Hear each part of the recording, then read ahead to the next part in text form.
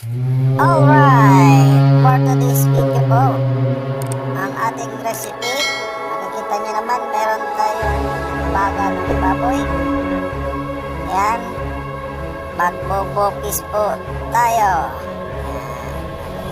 Gasan po muna natin yan, kasi yung mga dugo-dugo, kailangan pong matanggal. Ayan, yung puso, iwain, kasi sa loob may dugo rin yan.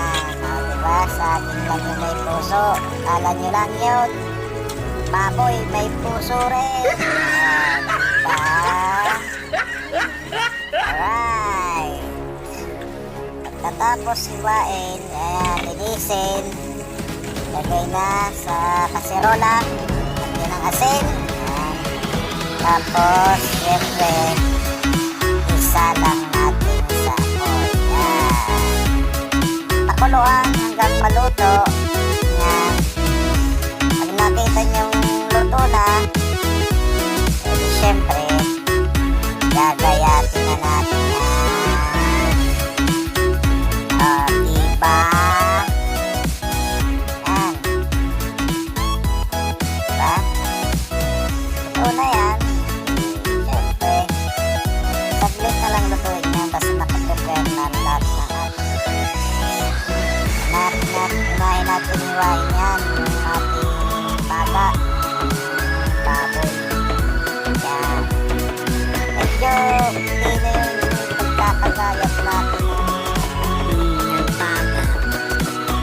Napaka-hindi lang talaga yung pagkakahiwa dyan, kasi alam nyo yung baga na yan, pag malalaki niluya mo yan, kala mo kinela siya.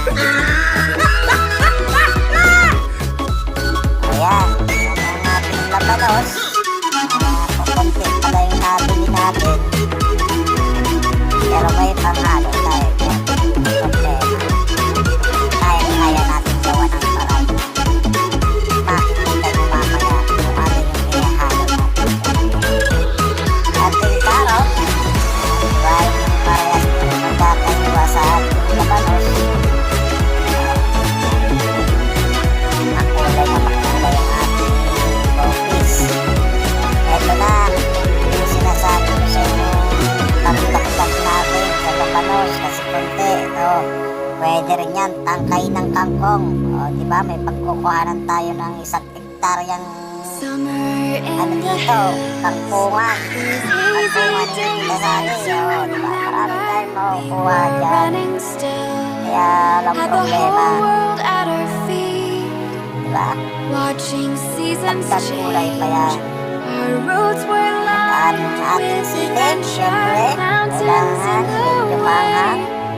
Sa akin, mas masarap, mas maanghang, mas masarap. Kaya bahala na kayo kung maanghang gusto nyo. Kayo na yung desisyon para sa malalaki na kayo eh. Diba? Ayan. Apoy, syempre, kawali. At isa na tayo. Ay, isa na tayo mga pagkisang. Yan. Lagyan natin ng Sprite. Yan yung ginagamit ko kung pangpatamis dyan sa saksak ko lang. Kompleto lang pala yan. May yan, ready na. Nalawin, lagyan natin paminta kanina. Hindi lang nakuhanan. Ewan ko kung ano nangyari dito sa ano natin. Nawala yung pag-isa. Yan, nakikita nyo naman. At least naman doon, nakikita nyo naman yun. Alam nyo naman yung kasunod-sunod na, o diba? Luto na yung ano natin. Baka yan. Yung mga gulay, saglit na natin lulutuin yan. Lagay na rin yung sili. Mas masarap yung lumalutong. Nalalasahan lang. Diba? Lagyan ng konting asukal kasi medyo dapat manalis-tamis yan. Yan. Luto na. Siyempre, alam na yung kasunod niyan. Siyempre, plating na tayo. Ayan, diba? Makikita nyo naman. Sarap. Yan. Diba? Uusok-usok pa yung ating bopis. Sa susunod po na tayo ulit, abangan nyo kung anong masusunod natin nito. Maraming salamat po.